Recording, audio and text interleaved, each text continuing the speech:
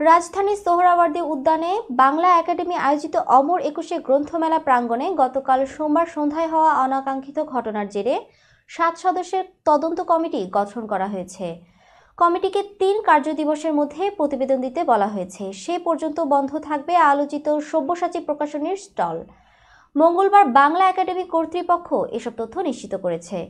21শে বইমেলার 10ম দিন গতকাল সন্ধ্যায় সব্যসাচীর স্টলে নির্বাসিত বিতর্কিত লেখক তসলিমা নাসরিনের একটি বইয়ের ব্যাপারে আপত্তি জানিয়ে প্রতিবাদমুখর হয়ে ওঠে একদল বিক্ষুব্ধ মানুষ। প্রতিবাদের মুখে বইমেলার সোহরাওয়ার্দী উদ্যান প্রান্তের 128 নম্বর স্টলটি সাময়িক বন্ধ করে দেওয়া হয়। জানা গেছে, সব্যসাচী প্রকাশনীর তসলিমা নাসরিনের গল্পগ্রন্থ চুম্বন প্রকাশ করেছে। বিক্ষুব্ধ জনতার প্রতিবাদের সময় স্টলটিতে ছিলেন লেখক শতাব্দী ভব।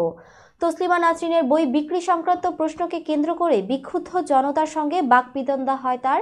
এ সময় তিনি জয় বাংলা স্লোগান দিলে ক্ষমা চাওয়ার দাবি ওঠে। এক পর্যায়ে এই লেখক হাতজোড় করেন এবং পুলিশ তাকে নিয়ে চলে যায়।